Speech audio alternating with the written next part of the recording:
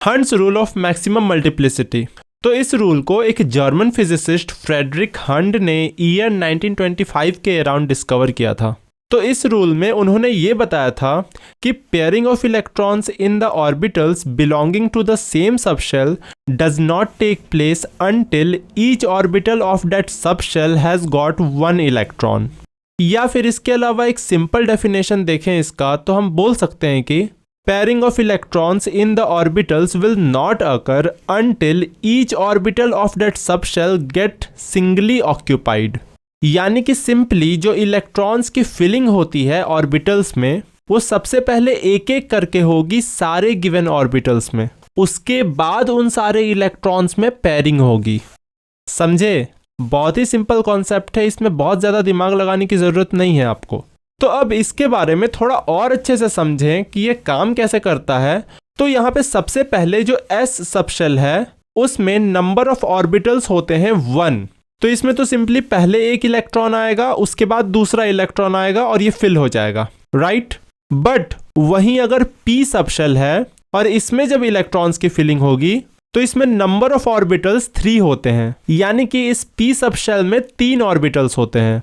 तो जब इसमें इलेक्ट्रॉन्स की फिलिंग होगी तो जो पहला इलेक्ट्रॉन होगा वो तो इस वाले ऑर्बिटल में आ गया, बट जो दूसरा इलेक्ट्रॉन आएगा वो इस वाले इलेक्ट्रॉन के साथ पेयरिंग में ना जाकर, यानी कि इस फर्स्ट ऑर्बिटल में ना जाकर इस सेकंड वाले ऑर्बिटल में जाएगा। और जो थर्ड इलेक्ट्रॉन आएगा वो भी इन दोनों ऑर्बिटल्स में जिनमें ऑलरेडी एक एक इलेक्ट्रॉन्स हैं उनमें ना जाकर ये जो एक खाली ऑर्बिटल बचा हुआ है इसमें जाएगा। ठीक है, अब आप यहाँ पे देख सकते हैं कि इन सारे ऑर्बिटल्स में एक एक इलेक्ट्रॉन्स आ चुके हैं। तो अब यहाँ से इन इलेक्ट्रॉन्स में पेयरिंग स्टार्ट होगी, यानी कि अब इसके बाद जो भी इलेक्ट्रॉन्स आएंगे वो इन तीनों में से किसी भी ऑर्बिटल में जाकर उन इलेक्ट्रॉन्स के साथ पेयरिंग कर सकते हैं।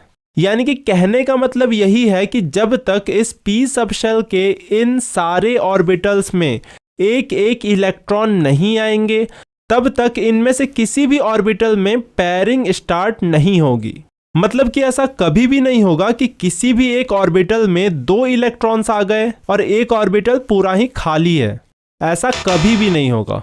मतलब कि इन सारे ऑर्बिटल्स में सबसे पहले एक एक इलेक्ट्रॉन्स भरेंगे, उसके बाद ही इनमें से किसी में दूसरा इलेक्ट्रॉन जाएगा और पेयरिंग करेगा, और ऐसा ही सारे सबशेल्स के ऑर्बिटल्स के साथ होगा। क्या समझ में आई बात?